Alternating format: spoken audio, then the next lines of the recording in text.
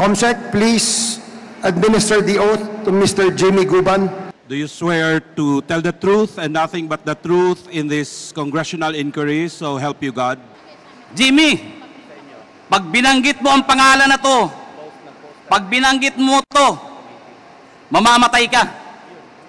Si Pulong, si Mans, si Michael Yang. Ito, kilala ko po itong si Congressman Pulong Duterte. Sino si Attorney Mans Carpio? Siya ang asawa Yes, Your Honor. ng ating Vice President? Now, Vice President, Your Honor. Ha? Yes, Your Honor. Nakakasiguro ka? Yes, Your Honor. Involved siya? Yes, Your Honor. Under oath ka? Opo, Your Mr. Honor. Guban. Baka pwede bang malaman yung personal circumstances mo? Kung sino ka, ano ang iyong trabaho, at bakit ka nakakulong? Maraming salamat po mga kagalang-galang na kongresista, the Honorable Chairman of this committee. Bago po sana ako mag-introduce, mas gusto ko po sanang basahin muna ang letter ko po sa inyo para mas malinaw kung ano po ang intention ko dito at kung tama po ang hinihiling ko sa inyo. Yan At least the last part, Your Honor. ang iyong babasahin ang buong kabuuan ng iyong affidavit? Your Honor, may request that my case be investigated of this Quadcom committee. To Honorable Ace Barbers, Congressman Bimbineda Abante, Honorable Congressman Paduano, and Congressman Dan Fernandez. As I am asking Your Honor, at least siguro kahit ito yung last 3 paragraph, with the forum which this Quadcom will provide, I wish to express my intent to be part of the investigation. And I undertake to tell the truth and nothing but the truth, to shed light on the proliferation of illegal drugs. Should you consider me as one of your resource person, may I respectfully request that I be given immunity from prosecution and placed within the jurisdiction of the House of Representatives or the Witness Protection Program, considering that my testimonies will cause serious and imminent danger to my life and are self-incriminatory. For your consideration and perusal, of course, Your Honor, I attach herewith copies of my sworn statement containing my proposed testimonies and judicial affidavit containing my retraction of my previous testimonies during the Senate, my testimony in the court, more particularly my statement that Colonel Asierto has personal knowledge of the importation of 2 magnetic letters containing shabu and confiscated in Manila International Container Port on August 7, 2018. Your Honor, again, magandang hapon po. Sa hearing po namin sa Korte, RTC Branch 35 sa Manila, binago ko na po yung statement ko doon. Nang ngayon ko din po mailalabas kung bakit ko tinuro si Colonel Asierto para mag-disguise ako. Pero mas mabuti po na ikwento ko ng sunod-sunod para po malaman ng ating mga kalanggalang na kongresista at mga namumuno po sa bawat committee. Dahil ako po ay ngayon pong August 7 is my 6 years nung mahuli po yung magnetic lifter sa custom. September, I think, kung di po ako nagkakamali, was my 6 years when I was cited in contempt in the Senate. Kaya pag binilang ko po, halos 6 years na po akong pinahihirapan sa kulungan. Hindi ko po mailabas ng todo ang aking hinaing. Dahil sa Senado pa lang, pagkahuli namin ng magnetic lifter sa customs, pagdating ko sa Senado, tinutukan na ako ni Poncio Pilato. Yan po ang totoo. Nahuli po namin ang magnetic lifter with shabu sa Manila Container Port together with PDEA. Then, kasama ko po si Colonel Pajardo, Director of the NCR PDEA. Kasama pa rin po namin si Colonel Asierto. Kami po ang nagbuo nito para mabuo ang malahat at maayos at mahuli ang illegal na droga dahil yun po sa utos din sa akin ng Director ng CIS where I belong. Ako nga po pala si Jimmy Guban, Intelligence Officer ng Bureau of Customs before. Then I was also designated as the Chief OIC of the CIS Port of Manila. Ako ngayon ay si PDL, Jimmy Guban with prison number 8223 P5046. Masama po pala manghuli ng illegal na droga sa loob ng Bureau of Customs. Sumunod lang po ako sa utos ng pamunuan dahil noon po ay katatapos lang natanggalin ang pinuno ng Bureau of Customs. Pinalitan na galing sa PDEA na ang pangalan ay si Commissioner Isidro Lapiña. During that time, Your Honor, operatiba na po ako, organic po akong operatiba ng Customs Intelligence and Investigation Service. That is 17 years. Marami pong inuutos sa akin, marami pong reports na nare-receive namin na still nandoon ang mga tao ng First Family at pati sila ay nag-i-impluensya. During their first few months, Your Honor, marami na pong nawawalang containers. Sa Port of Manila, sa Taguluan, MICP, missing. Even in our intelligence report, we received already about 7 to 10 containers loaded with shabu.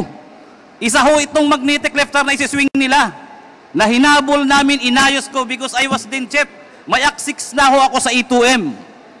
Nakuha po namin positibo, nag-joint press release ang BOC Commissioner at DG ng PDEA sa loob ng Bureau of Customs. It was a good accomplishment. Your Honors, pagdating ho sa Blue Ribbon Committee, nagbago. The night before the Senate Blue Ribbon Committee, may tumawag sa akin, hindi ko kilala, nag-ring ang cellphone. Another ring, may kasunod na text, nagpakilalang si Dis Mangawang. Dis Mangawang is our collector, deputy collector during that time sa Port of Manila. Nagpakilala siya kaya sinagot ko, pero hindi ho kami yan magkaibigan as an employee of the Bureau. Sinabi niya na tumatawag sa iyo si Paring Bini. Kausapin mo. Si Paring Bini. I am referring to Mr. Bini Antiporda. Kausapin mo kung ano pa magagawa sa kargamento. Sinagot ko kagad siya. Madam, sorry. Trabaho, huli na yan. Accomplishment yan. Your Honors, pagdating po sa Senado, sa Blue Ribbon Committee, nag-hearing, after the hearing, sinight kagad ako, I was cited in contempt. Dinala ko kagad ako doon sa kwarto. Gusto ko hong magpahinga. Tiningnan ko kung anong pwede kong magawa. Dahil mali pala ang magtrabaho ng tama. May sumunod po sa akin na kumatok. Sabi ko, siguro ko may tutulong sa akin. Nagpakilalang, tiga Blue Ribbon to. Buksan mo pinto, babae. Sana po makuha natin ang CCTV. Nakita ko po, staff ng Blue Ribbon. May sumunod po sa kanyang pumasok, diretso sa kwarto ko. Tuloy-tuloy po akong tinuturo, dinudoro. Jimmy, pag binanggit mo ang pangalan na to, pag binanggit mo to, mamamatay ka. Lalo na kung makarating ka sa Pasay City Jail. Di tatagal ang buhay mo. The worst, Your Honor, sinabay niya pa pati anak ko. Alam namin kung nasaan yung anak mo sa Makati. Madali kidnapin yan. Your Honors, alam niyo po ba kung sino yung mga tao na ayaw niyang ipabanggit? Na halos doon pa lang gusto na ako sipain, bugbugin. Si Pulong, si Mans, si Michael Yang, at ang sabi niya pa, mga kaibigan niya ni Bini, Antiporda, magkakasama yan, hindi mo ba iisang pamilya yan? Palagi yan sa Malacanang. Official pa yan ng National Press Club. Si Michael Yang, doon ko lang din nga po nalaman. Your Honors, halos hindi ko humatansya na ang intelligence report namin ay doon palang validated na. na may mga trabaho si Michael Yang at ang kanyang kaibigan ng illegal na droga. Halos, sabi ko, Diyos ko, akala ko trabaho lang to. Your Honor, doon pa ako nag-isip. Nag-isip, nanalangin, at sinabi ko sa sarili ko, para safety ako. At alam kong kaibigan ko naman si Colonel Asierto at malapit sa intelligence report namin, siya na lang ang dinisguise kong importer ng magnetic lifter loaded with shabu. Your Honor, before the time nung ma-apprehend namin yung container, may kasama akong si Hernan Abarrio. By the way, Your Honor, ang may-ari niya na Bicaba Trading, ang consignee na yan, ang may-ari ay tiga Calapan, Oriental, Mindoro. Meron akong kasama na tiga Oriental, Mindoro. Magkasabay, nalaman ko kagad kung sino si Mr. Bicaba Trading, Bidasto Cabral Barakil. Dahil si Hernan Abarrio ay tiga roon, na-check niya kagad kung sino si Bidasto Cabral Barakil. Ang pamilya ay nandun lang ang pamilya ni Hernan ay tiga roon sa Calapan City. Si Mr. Barakil ay nagtatrabaho lang bilang traffic enforcer sa Calapan City. Bago ko yung binigay sa PDEA. Inalam at kinausap ni Agent Hernan Abarrio. Umuwi, kinausap, tinawag. Pare, paki-confirm mo na lang kung meron parating or what. Alam nyo, yung tatlong tao, normal na normal. Parang walang nangyayari sa kanila. At yung isang inchik, 2 or 3, sabi sa akin, pare, yung inchik nga, hindi takot eh. Sabi ko, bakit? Sabi niya, Michael Yang yan eh. Michael Yang yan, advance, pulong. Kami hingi na lang ng tulong sa inyo, tulong yan. Wala pong kakwenta, parang hindi po na, parang normal lang. Na yung importation ay kay Mr. Bidas, ang consignee ay Bicaba Trading. Your Honor, yun pong tatlong yun, nakuha po yun ng PDEA. Invited by the PDEA or arrested. It was only presented once sa Senate. Umamin sa Senate na kanya yung kargamento, gamit. Pinakiusapan siya ni Mr. Ponichin. I'm sorry, Your Honor, wala pa akong copy. Nagaling po talaga ako sa Bucor. Nandoon po yan, nababasa po yan natin, mababasa at mababasa natin yan. And I can bring that document here. Napakalinaw ng tanong ng chairman ng Magic Blue Ribbon Committee, ng Senate Blue Ribbon Committee. Your Honor, inamin, may ebidensya, yung tatlo lang muna. Bakit nila winala hanggang ngayon? 6 na time po ako nagsasuffer sa kulungan. Ang tokha nga, double barrel, kunti lang na droga, kulong kaagad, patay kaagad. Nasaan itong tatlo? Si Mr. Bidasto Cabral Barakil, Lagrimas Katipan, Emily Lukigan, ang alam ko yung inchik, pinakawalan din nila. Ano ang meron? At bakit po ako ang dinidikdik hanggang sa Bucor? Nakarating ako na nanghuli lang po ako ng illegal na droga. Wala akong nawala kahit katiting. Inorderan po ng judge na sunugin, sinunog. Nandoon po ang testimonya ng mga PDEA. Kasama kong PDEA sa aking opisina sa Bureau of Customs. Kami po ang nanghuli. Ano po ang particular na batas ang ibabiolate ko? Conspiracy to import? Or yun ang grand conspiracy na linisin ang pangalan ng First Family at si Michael Yang para pagsalitain pa ako at papirmahin na ang kasama doon sa importation na isang politiko na kalaban nila na hindi ako pumayag. Dahil sabi ko walang alam yan. Hanggang ngayon po, malinaw. Basahin ko man po ang testimonya ko hanggang ngayon. Magaling pa siguro po ang kunti kong memory card. Hindi ko po makakalimutan kung papaano ko sinakripisyohan yan. Ako ho, ikinulong. Buti na lang may Diyos. Pagdating po sa kulungan, may mga tumutulong sa akin. May mga lumalapit ho na testigo kung sino si Michael Yang, paano nasunog ang Bureau of Customs, paano pinatay ang empleyado ng mga taga-customs. Bakit ang daming releases during the time ng mga containers na nawawala hanggang ngayon hindi iniimbestigahan? Napakasakit po mga kalagalang-galang na kongresista at sa iba pong mga resources speaker dito. Andito po ako, I am seeking for truth and justice. Nothing less, nothing more. Thank you, Your Honor. Mayroon pa, pero mamaya naman, baka tumas ko, BP ko. Salamat, Mr. Guban.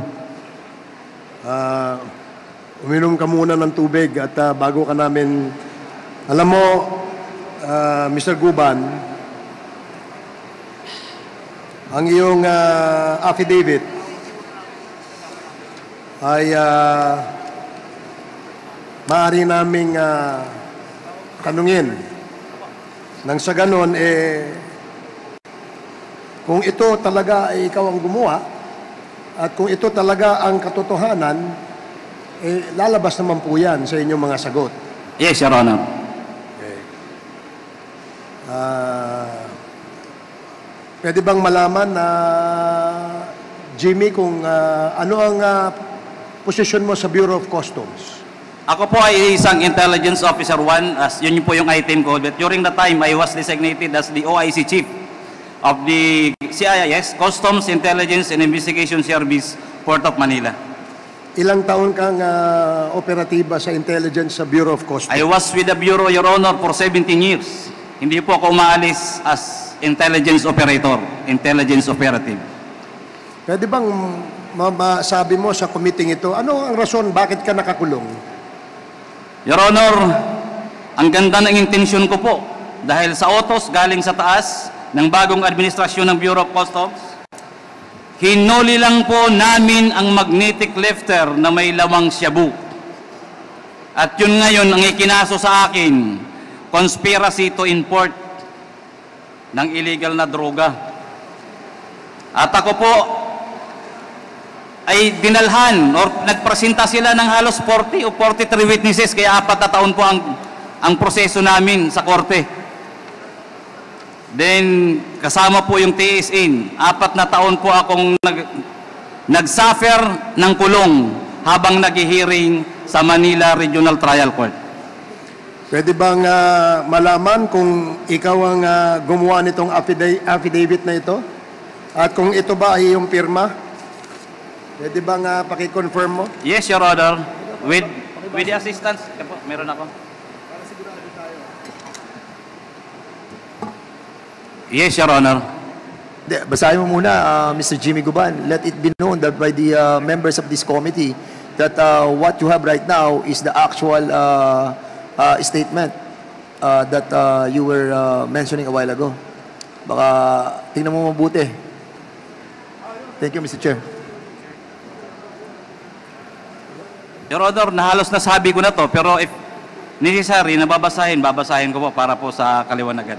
Siguro, tatanungin ka namin dun sa mga sinulat mo para makita natin kung ikaw ba talaga ang gumawa at ikaw ay nagsasabi ng katotohanan.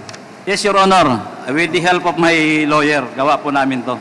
Okay. Kaya lang po, sabi ko nga, nagkikwento ako, nasa loob po ako ng National Bilibid Prison.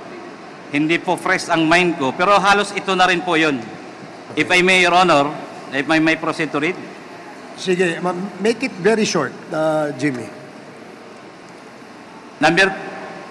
Pwede mo ba number 3 na? Number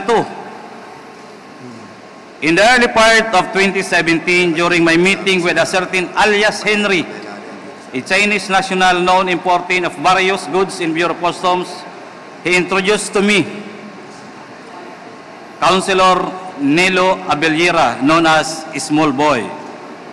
In the said meeting, Small told me that he is the business partner and trusted man of Michael Yang, Pulong Duterte, the son of then President Rodrigo Duterte, and Attorney Mans Carpio, the husband of then Davao City Mayor Sara Duterte. In that, as their business partner and trusted man, he was tasked to facilitate the release of shipment from the Bureau of Customs, which according to him were usually pants and clothes agricultural products such as sugar, rice, and vegetables, among others. Councilor Small Abilira requested me not to be strict with their shipment after the meeting. Councilor Small always talked to me over the phone and sought my help in the release of their shipment, to which I acceded. In the meantime, our office received reports from our confidential informants, usually bodegueros and painantes of the shipment facilitated by Councilor Small Abilira, that illegal drugs were mixed up with said shipment. As an offshoot of said intelligence report, Director Adzar Albani of CIS Bureau of Customs issued to me a memorandum dated March 2018, re-importation of illegal drugs, monitoring, profiling, recording of imported goods. On account of our intelligence work, various shipments were alerted in various occasions. Small requested me, luwagan mo yung mga shipment na yan. Alam mo naman na kilamay kilyan, pulong at mans. Said container shipment were reported missing while on hold and alert status in POM, MICP, yun po yung nabanggit ko kanina, pati po Taguluan, as well as other international ports in the country, prompting the House of Representatives to invite Customs Commissioner Lapina and to shed light thereon. Between the months of May and June 2018, Colonel Jojo Asierto shared to me an additional intelligence report about shipment of illegal drugs at the Bureau of Customs. In that through profiling, backtracking, and tracing of documents, we were able to find out overstaying cargoes, one of which was the Bicaba trading shipment. Upon discovery thereof, I instructed my staff to verify if an importer consignee named Bicaba Trading is duly accredited with the Bureau of Customs Accreditation and Monitoring Office. After verification of Bureau of Customs Accreditation and Monitoring Office, it was found out that Bicaba Trading was not an accredited importer or consignee by the Bureau of Customs. Based on the information gathered by our office, Bicaba Trading is owned by certain Bidasto Cabral Baraquel Jr., his live-in partner Maria Lagrimas Katipan, who are business dummies of businessman importer Pony Chen, and his former wife Emily Lakigan, who are resident of Calapan, Mindoro. I ordered my subordinate Aito Fernan A. Abarrio to proceed to Calapan, Mindoro and validate said information. While in Mindoro, Aito Abarrio was able to meet Bidasto Cabral Baraquel Jr., Maria Lagrimas Katipan, Pony Chen, and Emily Lakigan. During said meeting, Abarrio called me and asked me to talk to them by phone. During our conversation, Pony Chen asked me to help release said shipment and said vernacular, "Wag ikaw matapot kasi sila Man Scarpio, Pulong Duterte at Bay Kilyang ang may-ari ng shipment." When it became certain that the shipment of Bicaba Trading was located in the MICP, I reported to General Quinto this fact so that he should request Commissioner Lapina for the issuance of hold and alert order. That request was approved by then Commissioner Lapina. On August 7, 2018, when we arrived at the MICP, the container was ready at the designated examination area, ready for its opening. After the container was opened, 2 magnetic reflectors were found inside container. In the presence of PDEA headed by Regional Director Pajardo and BOC official including General Quinto, MICP District Collector Attorney Bakiran, MICP BOC personnel, the magnetic reflectors were forklifted and taken out from the container. It took some time, however, to open the magnetic reflectors, so I have to go back to Colonel Asierto to inform him about the difficulty in opening them. After a while, Colonel Asierto called me back and gave the instruction, the details of which I also relayed to the PDEA agents in order for us to open these magnetic reflectors. In the afternoon of August 2018, Colonel Asierto arrived at MICP and conferred with Director General Aquino and Commissioner Lapina. After their meeting, I met them at the warehouse where the magnetic reflectors were opened. They congratulated each other for the accomplishment before presenting themselves to the media. Thereafter, the proper inventory and disposition of these drugs were undertaken. During the Committee on Accountability of Public Officers and Investigation, Blue Ribbon, hearing on PS Resolution Number 425 to conduct an inquiry in aid of legislation into the 6.4 billion worth of shabu shipment from China, on the possible malfeasance, misfeasance, and non-feasance of Bureau of Customs officials. Employees, Senator Richard Gordon, PS Resolution number 843, directing the appropriate Senate committee to conduct an inquiry in aid of legislation into the alleged shipment of 6.8 billion worth of shabu smuggled into the country and the possible lack of coordination among the Bureau of Customs, the Philippine Drug Enforcement Agency, and the Philippine National Police by Senator Emmanuel D. Pacquiao in PS Resolution number 849 to conduct an investigation in aid of legislation on how a shabu shipment worth 6.8 billion managed to enter the country through the Manila International Container Port and is slipped through the inspection of Bureau of Customs by Senator Trillanes, Hontiveros, Drilon, Aquino, and De Lima on September 11, 2018, in which I was invited as a resource person. I was cited in contempt, notwithstanding the fact that I thoughtfully answered the questions propounded on me by Senator Gordon, then chairman of Blue Ribbon Committee. While I was detained at the Senate, immediate personnel who introduced himself as Paul Gutierrez, who worked as staff of Bini Antiporda, accompanied by a Blue Ribbon Committee staff, came to my room at the Senate while I was detained and threatened me. Huwag mong banggitin ang mga pangalan nila Pulong, Yang at Mans. Alam namin kung saan nakatira ang pamilya mo. Alam din namin na nasa Makati ang anak mong lalaki. After a couple of days, Senator Gordon talked to me in an executive session and advised me to tell the whole truth during the hearing. Otherwise, I will continue to languish in the Senate for a long time. Acceding to his advice, I told him all that I know about the illegal drugs being imported to the country through the Bureau of Customs. However, due to the threats of Paul Gutierrez, I never confided to him that Mans Carpio are involved in illegal drugs importation at various ports of the Bureau of Customs, more particularly the illegal drugs found in cyst at MICP. The night before the Senate hearing, my cell phone rang for 3 times, but I intentionally failed to answer said calls. After several calls, which I again did not pick up, I received a text message introducing herself as Miss Mangawang of the Bureau of Customs. When my cell phone rang again, I answered the call, and the one who called was Miss Mangawang, and she asked about the Bicaba trading shipment. She asked me anong magagawa dyan sa shipment na yan. Kinaparing Bini Antiporda yan. I replied her, wala na akong magagawa, huli na yan. For fear that my son and other members of my family will be killed, including myself, I testified during the hearing on October 30, 2018, and instead of naming Pulong Duterte, Mans Carpio, and Michael Yang as the owners of the shipment, based on the intelligence reports we gathered, I pointed to Colonel Asierto as the one who has knowledge that the shipment consigned to Bicaba trading contains illegal drugs. I recanted my said statement against Asierto through my judicial affidavit, which I executed and submitted during the criminal case number R-MNL-19-03 472CR for violation of Article 2, Section 4 in relation to 28 and 31 of Republic Act number 9165, of which I was convicted and adjudged guilty as charged and was sentenced to suffer the penalty of life imprisonment and to pay a fine of 500,000 pesos. After promulgation of the decision in the aforesaid case, I filed a notice of appeal with the Court of Appeals, which is docketed as CA-GR CRHC-19146.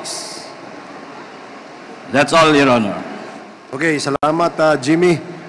Congressman Fernandez. Yeah, Mr. Chairman, ano lang, briefly, medyo mabigat yung mga tinuran mo, Jimmy Guban, no? I just wanted to make it clear, no? Meron lang akong liliwanagin, kapraso lang to. Kasi nabanggit mo yung nagkaroon ka ng recantation. Kumbaga, binawi mo yung mga sinabi mo na sa Senado couple of years ago that si Asierto ang nag-import ng mga shipment doon sa custom. Apo, yes, at yun ay binabawi mo. Ang tanong ko sa iyo, kailan mo siya binawi? During my testimony at the court, at the Regional Trial Court of Manila. When was this? Your Honor, I think that was only last year. What month? October. I was brought in Bureau of Correction by November. Okay. October, I think. October 2023. Before, Your Honor. Yung part na po yan, hindi ko pa po nababasa. Yun lang po yung months na yan, pababa. Kasi, Mr. Chairman, I want to make it clear that yung recantation niya nangyari noong 2023. And Yes, Your Honor. the reason why you recanted is why? Because I want to tell truth already, Your Honor, at the RTC, that Colonel Asierto is not really the importer of the Shabu. and not because that you have watched that we have created a Quadcom committee, that's the reason you recanted. No, Your Honor, I was in jail during that time. Kasi I don't want to make it seem that because of this Quad committee that we created, nagkaroon po siya ng recantation. And I don't want that to be perceived by the people and by us that you have manifested that statement that you have mentioned a while ago because you have recanted a year ago. Yes, wala, di ko pa po alam yung committee, Your Honor. Talagang totoo lang yung sinabi ko doon sa korte. Kasi Hindi ko pa alam Mr. itong Jimmy committee. Guban, syempre natatakot din ang members ng committee na to because you have recanted, no? Kumbaga, binago mo yung statement mo eh. And how can we be assured that you will not be changing your statement again? Diba? Kaya, syempre, kanina medyo nagulantang ako dahil ang dami mo rin nabanggit ng mga pangalan. Nabanggit mo sila Peña, si Tess Mangawon, Benit Abtiporda, Paul Gutierrez, Konsehal Abelara, si Pulong, si Michael Yang, si Hans, si Mans. So I was trying to jot it down eh. Napuno na itong aking sinusulatan and I'm really confused, no? But of course, this is the statement that you have taken your oath. Yes, Your Honor. So, sino nagpakilala sa iyo kay ano? What's the name of the guy that... Small boy, a certain Henry, also a businessman in the bureau. Then, kaibigan din. Can you kindly tell us, ano ba siya? Half Filipino, Chinese, or what? I think he was a half Chinese Filipino, also engaged in parang facilitation, financing sa customs. Siya ng mga nagpakilala sa iyo kay Konsehal. Kay small boy. So, hanggang ngayon, meron kayong communication itong si Henry. Your Honor, wala akong communication, nakakulong ako. And hopefully, nandito pa siya sa Pilipinas. Anong ipilido ng Henry?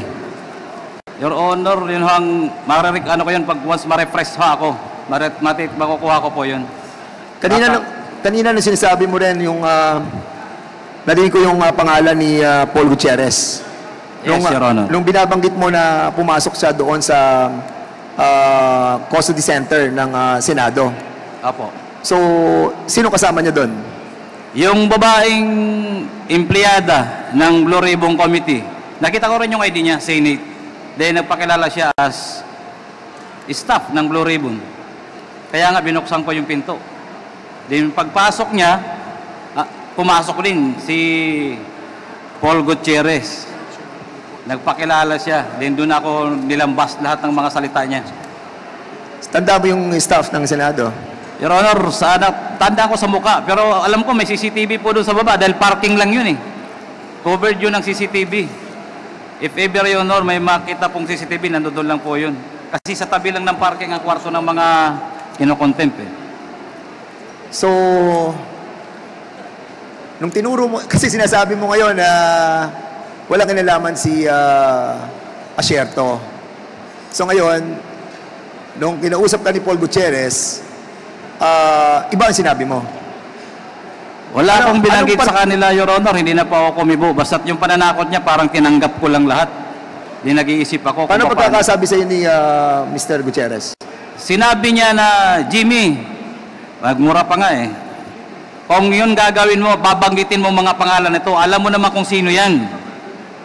Mga magkakaibigan yan, Malacanang yan, press. Doon ko nalaman na si Michael Yang ay officer pala ng National Press Club. Ibig sabihin, matagal na sila magkakilala, magkaibigan, pati si Pulong at si Mans. Doon niya ako tinitrate ng todo na never to mention those names. I think, Mr. Chair, we have to invite those personalities that our resource person have mentioned to give their side of story. because ito ay istorya ni Mr. Jimmy Guban, and we have to hear as well the side of the others who have been mentioned in this committee hearing. Siguro later on, I'll be propounding my question again, but for the meantime, medyo madugo lang yung kanyang mga nasabi, kaya I'm giving some time for the other members to propound their question as well.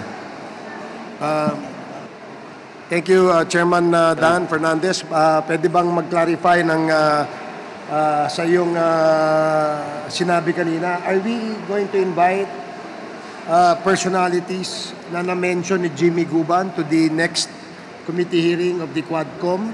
And if so, pwede bang malaman kung sino-sino ito? Ang nakikita ko, Mr. Chairman, because he mentioned that he spoken with Henry. Henry, You have mentioned Henry. Itong Henry, siguro, ano siya? Empleyado ba siya ng custom? No, broker din. No. Parang kung anong kaibigan din ni Michael Yang.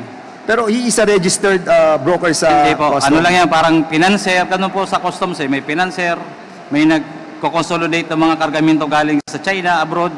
So, Mr. Chairman, dyan, binibigyan ng brokerage company. Mr. Chairman, I think yung samahan ng mga brokerage siguro knows this guy. Siguro kilala siya sa brokerage industry. Most probably, Your Honor.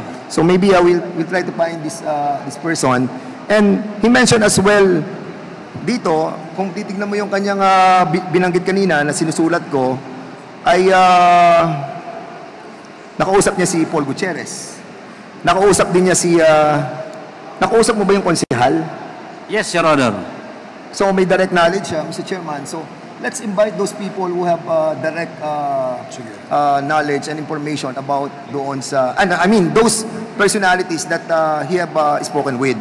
So katulad ni Konsehal Abellera ba yun? Abellera. And Paul Gutierrez. Yung Tess Mangawon? Mangawang. Have you talked to her? Di po kami nag-usap kahit po nang nag-hearing na Senado. Wala ka mo kahit po sa lower house, di po kami nag-uusap. How about si La Peña? You mentioned La Peña. We never talk also except sa mga hearing. So, I think, Mr. Chairman, yun lang po yung nadinig ko doon sa mga binanggit niya. Hindi ko pa nababasa masyado yung kanyang sinumpaan. But, of course, siguro sa susunod, we can invite others as well. Your Honor, di also yung humawak po doon sa 3 tao na nawawala, yung PDEA, bakit nawala? Yung 3 tao na si Bakeran, si Katipan, yung consignee na nawawala until now. Hawak yun ng PDEA. Consignee ng Yung Bicaba Trading po, yung taga-Kalapan. So, the owners of Becaba Trading. Yes, Your Honor. Okay.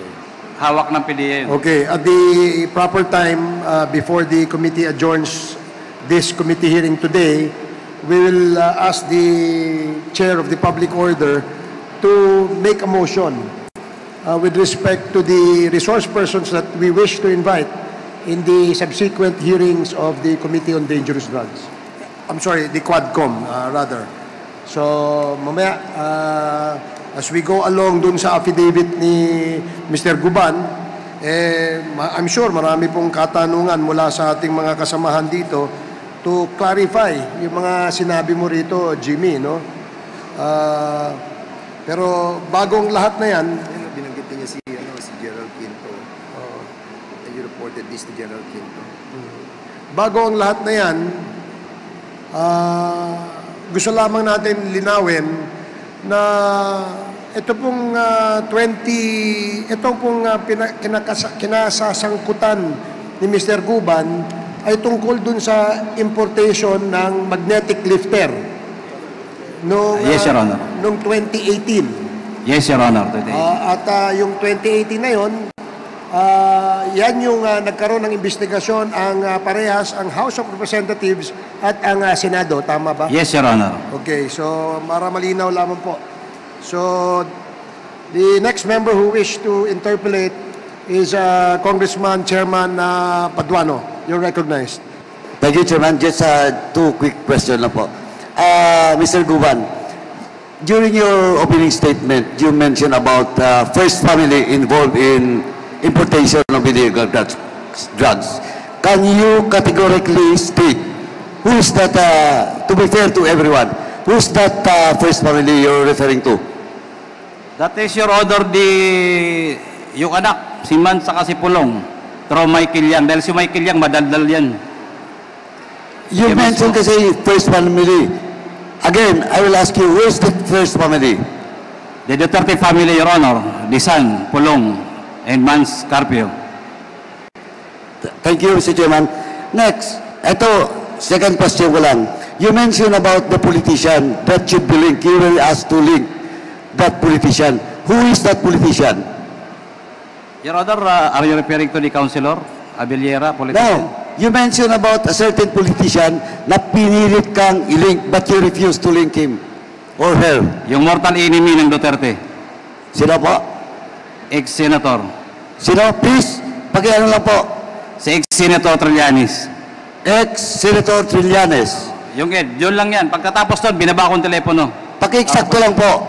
Who called you? I'm the one calling, Your Honor. Pagkatawag ko sa NBI, sabi niya, Jim, tawan mo, pakinggan mo yung sasabihin ko sa'yo. Nakakulong na po kasi ako eh. From NBI, nilipat ako sa Manila City Jail. So from Manila City Jail, nakakatawag naman doon. Tinawagan ko yung isang deputy director, who is all you familiar with me. Deputy Director for Investigation. Sinabihan niya ako, parang minustra niya pa nga eh. Jim, ganito eh. Pagdating ko doon sa opisina ng director, alam mo, nakataas yung paa. Inano yung papel mo kasi may sulatin ako kung paano po ako makatutulungan makalabas.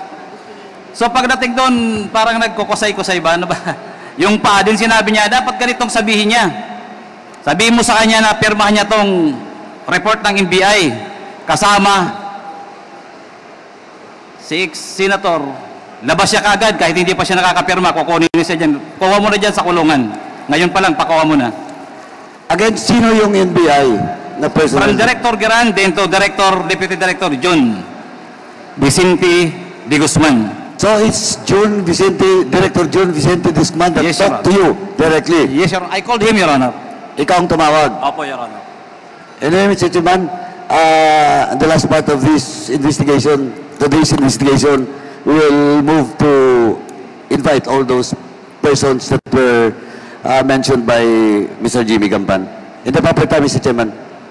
Thank you. Okay. Thank you, Congressman Paduano. The next to interpolate, Chairman Abante. Magandang hapon po. Ako lamang nagtataka, no? Sabi nga sa amin dito, napakarami ng binanggit mo, nag-mention ka ng mga pangalan ng mga kilala. Ang tanong ko lang, ba't mo ginagawa ito? Under oath ka, no? Ba't mo ginagawa ito? Hindi ka ba kinakabahan sa buhay mo? Ba't mo ginagawa ito? Your Honor, thank you very much dahil may request po talaga ako ng security bago po ako nagsasalita dito dahil ang kailangan ko po ay katotohanan. With the Almighty God, sabi ko, tulungan ako na makuha ko ang tunay na hustisya. Dahil wala sa hustisya ang binibigay nila sa akin. At hindi ko po yun makukuha kung hindi ko po isasawalat ang katotohanan. Dahil hindi po mangyayari ang tunay na hustisya sa isang katulad ko na mahirap lang, hindi maimpluwensya. Ang kalaban ko ay napakalaki. Katotohanan para sa iyong sarili o katotohanan para malaman ng taong bayan ang nangyayari sa ating lipunan? Katotohanan po para malaman ng taong bayan ang nangyayari sa ating lipunan. Lalong-lalo na po sa criminal justice system natin. So wala ka ng tiwala sa criminal justice system natin? That is correct, Your Honor. Dahil po dyan, nakulong ako na ang judiciary ay parang may nagdidiktang ibang tao galing sa labas. Okay. Ganito yan, no? Ikaw ay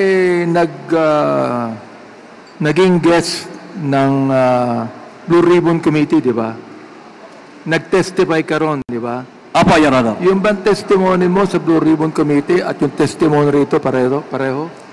Hindi po, Your Honor. Bakit? Nandun po ako sa committee. Ibig sabihin, doon sa Blue Ribbon Committee, nagsinungaling ka, pero dito, totoo sinasabi mo. Ito po, Your Honor, yung totoo dahil hindi na po ako takot ngayon na lumaban. Wala na akong nakatarak sa dibdib ko. Sagutin mo ako, sa Blue Ribbon Committee, under oath ka, nagsinungaling ka. Yes, Your Honor. Inaamin mo ngayon yan. Yes, Your Honor. At under oath ka ngayon, nagsasabi ka ng totoo dito sa aming committee. Yes, Your Honor. Ito po yung totoo. Alam nyo kasi, pagka minsan nanonood ang taong bayan Hindi ba? Opo. Napakahirap paniwalaan na magsasabi ka ng iba sa Senate Blue Ribbon Committee, ang sabihin mo dito, iba rin yung sinabi mo, at dito, ang binabanggit mo, katotohanan. Paano kami maniniwala sa'yo? Your Honor, yung katotohanan po ngayon ay inilabas ko dahil tinatakot ako nila during that time.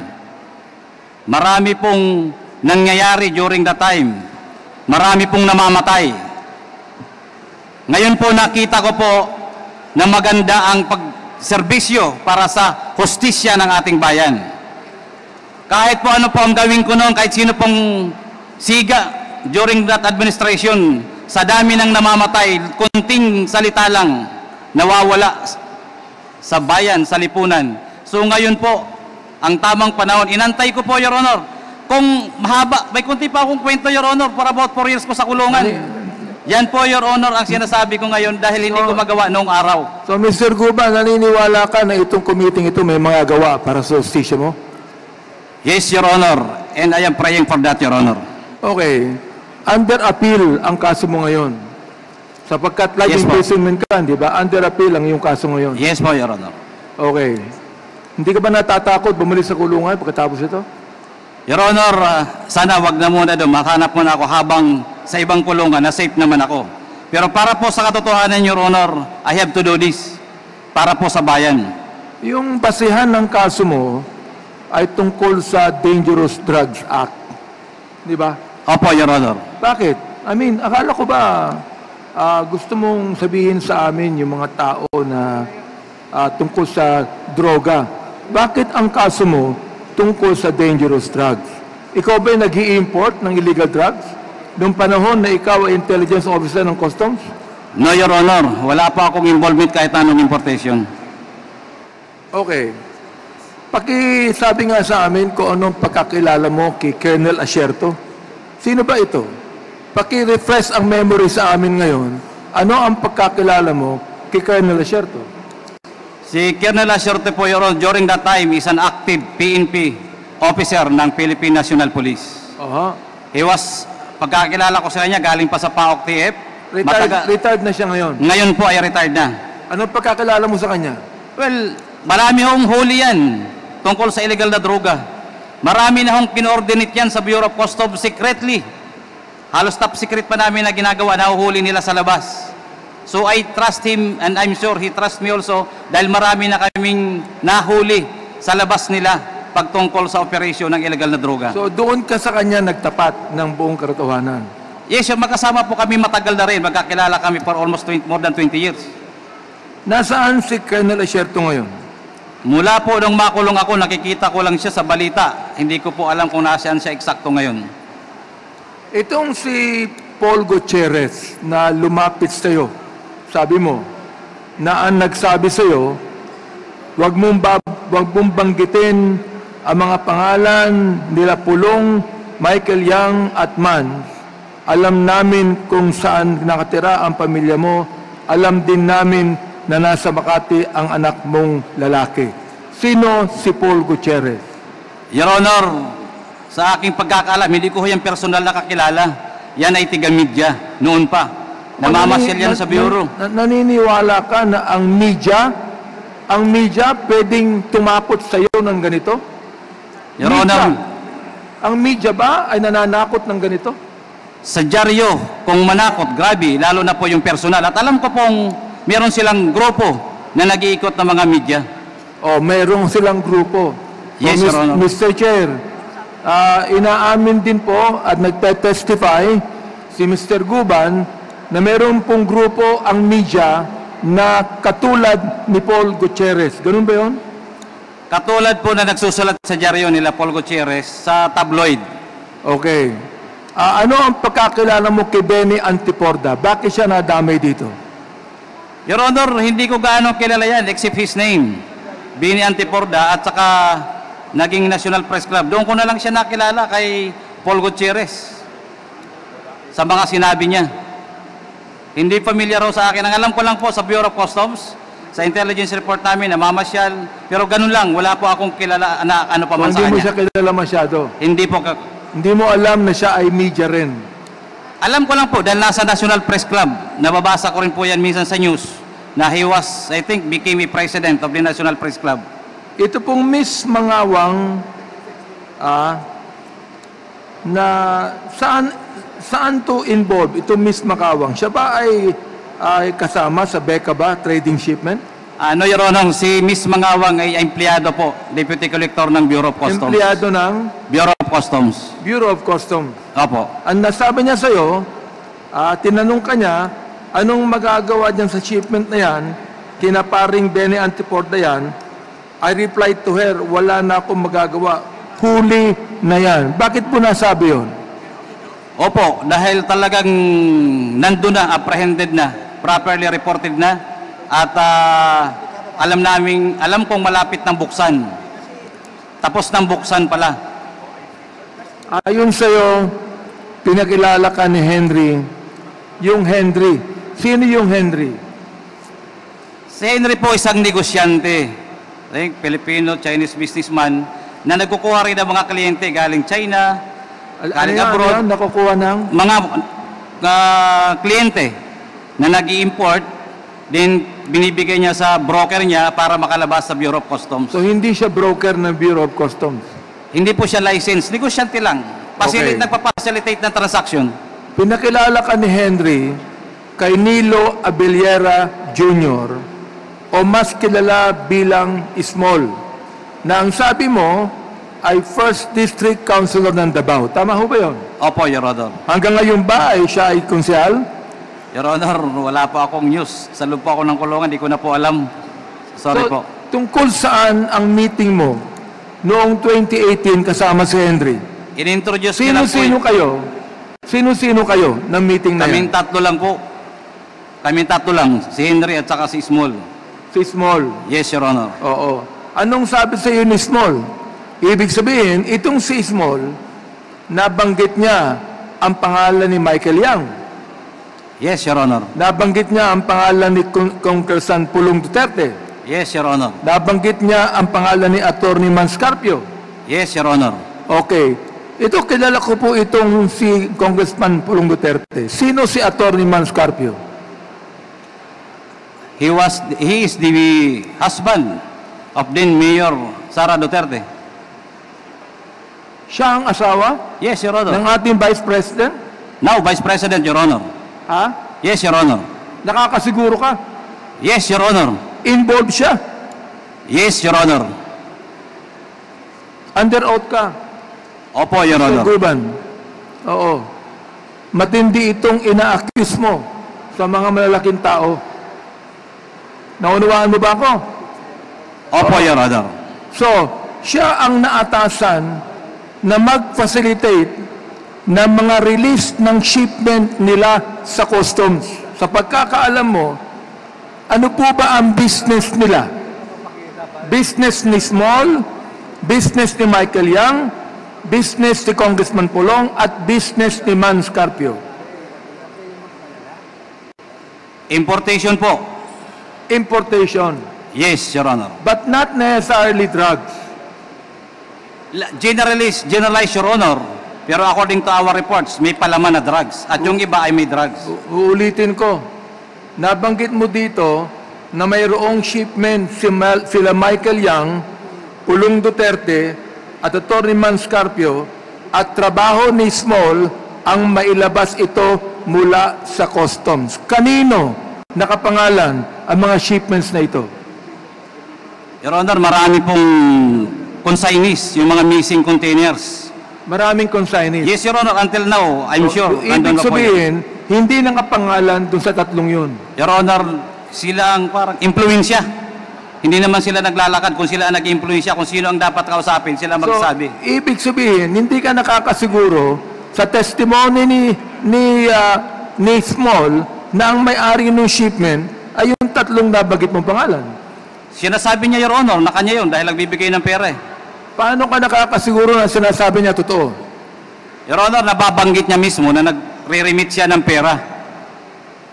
Ano yun? Ano yun? Nagre-remit siya ng pera Nagre-remit siya ng pera kanino? kay Pulong at Mans.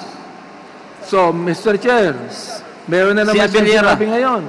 Habang na dapat nagkikwentuhan natin sila. malaman na si Small ay hindi lamang tagapag-release ng mga shipments sa customs, pero siya ang nagre-remit ng pera sa tatlong nabanggit. Yun po ba? Yes, Your Honor. Pera ng ano? Yung po ba ay pera sa droga o pera sa mga shipment na iba? Sa halo na po, pera sa shipment na lumalabas, yung mga nawawalang container, may regular, then kasama na sa... Pero nakakasiguro ka, yung shipment na yan na dumating na nakita mo, merong shabu. Your Honor, yan po ang hinuli namin na magnetic lifter na mayroong laman shabu. Nakita mo. Ako po, Your Honor, isa sa mga apprehending officer. So nakita mo yung shabu. Yes, Your Honor, together with PDEA. Ilang toneladang shabu ang nakita mo? 355 kilos, Your Honor. 55 kilos. 355 Mr. kilos. Chair, sinasabi niya muli na hindi niya nasabi kanina na ang laman ng shabu at ang bigat nito at ilan is 55. 355 kilos, Mr. Chair. Medyo mahaba-haba na po yung tanong ko. Ngayon pa lang ko po tatapusin yung tanong ko. At mamaya po, tulad ng sinabi ni Chairman Karap Paduano, we will make a motion to invite all of these names mentioned by Mr. GB Gaban to attend our committee hearing. Thank you, Mr. Chair. Thank you, Congressman Nabante. Ako may tanong ako, no. Medyo seryoso itong yung sinabi, no. Sa ginagawang investigation ng Committee on Drugs, palaging lumalabas yung pangalang Michael Yang, no. Sa iyong pagkakaalam, no. Si Michael Yang ba ay involved sa smuggling o importation ng droga? Your Honor, if I may siguro pakatapos nito at sa susunod, si Michael Yang is a big-time importer ng droga. My source is also from his friends. Paano mo ba ang That source? is why, Your Honor, isa yan sa magnetic lifter. Even he is distributing drugs in the local market. When I was at the jail, Manila City Jail, one person, pumunta ho sa akin yung nakakulong, galing siya sa labas. At ang buong akala niya ay kilala ko direkta si Michael Yang. Nangumpisa lo sa akin yung tao. At sinabi niya kung anong trabaho niya kay Michael Yang. Sa loob na po yan ng kulungan. Hindi ko kakilala. Sinabi niya, Boss, sir, kaya pala tiga-custom, kaibigan ako ni Michael Yang. So for about 3 months, ang dami niyang sinishare sa akin. Nung malaman na hindi kami direkta na magkakilala ni Michael Yang tumigil, ang dami niya sa akin sinabi. Siya ba ay Sino? nakakulong din sa... Nakalabas na po. Siya nakalabas na. Pwede Pero ba pili malaman pong- kung anong pangalan? Si Errol, pili pong may mag-corroborate, Your Honor, para may nakakarinig habang siya nagkikwento. Sige, at the proper time, mamaya, no, bago tayo mag-adjourn. Yes, Kasi isa-isahin po natin yung mga iimbitahin natin. Opo. Para magkaroon ng linaw itong mga sinasabi mo, Jimmy, no? Opo, Your Honor. Isang malaking puzzle sa amin, no? Na itong si Michael Yang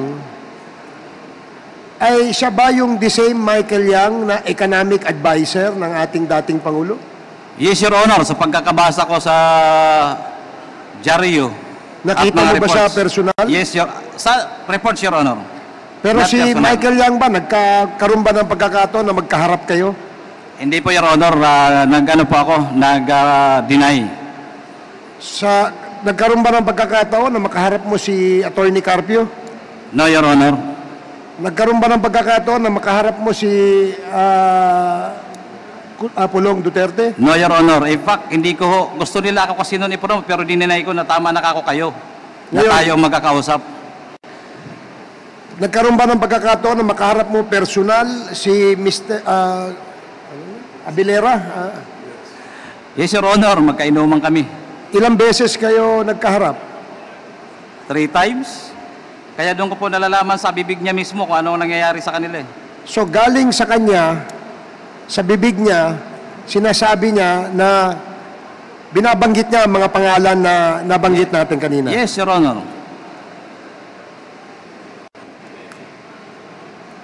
Bukod sa, sino to si Councilor Abilera sa iyong pagkakaalam? Your Honor, isang konsyal sa Davao City na ever since Vice Mayor si Pulong Duterte ay katiwala na yan. So, ito bang sinasabi mong importation ng drugs, pwede bang sabihin mo sa committee ito, paano yung sistema, ano yung iskema, ano yung scheme, kung paano nila pinararating, para magkaroon lang ng linaw kung paano ito pinalulusot sa Bureau of Customs. At ito ba ay talagang dumadaan sa Bureau of Customs? Thank you, Your Honor. Dumadaan po yan. Yung iba ho, katulad po ng missing containers, I hope may records po kayo niyan eh. Naalala ko yan. Lumalabas ho yan, gate pass lang. Sino ang tumatawag sa dadaanan at saka sa head of office. So lumalabas yung gate pass lang, walang examination, walang bayad na duties in taxes, isa po yun. So ang ibig sabihin, yung mga container na yan, darating sa atin, lumulusot yan, palabas ng customs, gate pass lang ang ano. Gate pass lang po yung hawak. So hindi na kailangan, wala bang inspection yan? X-ray? Dapat po may inspection, may x-ray, pero lumalabas yan. Kaya nga marami. At kung hindi pa ako nagkakamali, medyo bumabalik sa memory card ko. Around 700. Ang Port of Manila pa lang. 700 ano? Containers, Your Honor, ang nawawala during May time, during our time. 700 containers ang nawawala. Sa Port of Manila pa lang. More or less, Your Honor, hindi ko inaano na eksakto. Meaning, at pinapahanap yan ni Commissioner. Paki-clarify mo lang, Jimmy, no? Nawawala siya, dumadating siya rito, may record kayo sa customs, pero nakakalabas siya na hindi nyo alam. Yes, Your Honor. Barko, may shipping line, ibinaba ng barko, nandoon ang records. Kaya nalalaman namin eh. Malalaman mo na lang yan, hindi alam ng ibang opisyal, bukol sila, nakalabas na. Makikita mo yan ngayon sa computer, lalabas, bakit wala na to? So, missing na kagad yun. Ibig sabihin, mayroon no nag-facilitate na dire-diretso lang, gate pass lang ang dala. Okay. Ibig sabihin, all clear. Ngayon, mayroon naman pong swing na totally walang record. Your Honor, kung maalala niyo po, yung aming kargamento, yung magnetic lifter na hinuli, that is already more than 1 month sa Manila International Container Port. Ibig sabihin, overstaying cargo na yan. Napakalinaw po niyan sa batas na dapat ang district collector ay may responsibilidad na dyan na alamin. So yan po, pag hindi po yan nalaman, yan po ay tawag namin dyan ay swing. Malalaman mo yan totally, walang gate pass. Ninakaw sa loob ng mga magnanakaw sa loob ng customs. Walang records po yun. Nalalabas. Sige. So, ang ibig sabihin, yung swing na binabanggit mo, yan ang scheme kung paano Opo. pinalulusot o pinapalabas itong mga container na to. Yes, Your Honor. Pero siyempre, meron niyang katumbas na bayad. Malaking halaga po yun. Pwede bang malaman kung alam mo kung ano yung sistema at Pag magkano halimbawa po binabayad? totally, i-clear yan lahat. Around Saan gate. dadaan dapat yan? Sa gate. Yung dadaanan dyan, siyempre meron dyan dapat may examiner, appraiser, may x-ray. So lahat po yan na i-clear na lang, usapan na lang. At nagbabayad. Nagbabayad 20 mil, 50 mil, bawat unit. Then makakalabas na yan. Pakiliwanag mo lang. Ano yung bawat unit? Bawat office na dapat dadaanan na makakakita. So yung mga opisinang dadaanan ng container para ito ay makalabas, may bayad po yan. Oh, may bayad na yun. Okay. Walang papel yun. Dari may lalabas mamaya. Container number lang. So mawawala na yung records, makaka-exit. Yun yung tinatawag na swing. Okay. So, siyempre, yung mga panahon na yon, dahil merong ganyang pangyayari, yung mga dinaanan, natatandaan mo ba kung sino yung mga hepe ng mga opisinang yon na dinadaanan itong mga container na to? Your Honor, nag-reshuffle na, di ko masyado matandaan. Unless makuha ko yung records. Mayroon naman po yan mga naka-assign. Yung dapat dadaanan ng magnetic lifter, ay mayroon po yan kasi mayroon pong in-charge, may mga hepe yan, may personnel naman bawat division. So during that month or year, meron yan order. Pwede po yan makita sa files. Sige, salamat Jimmy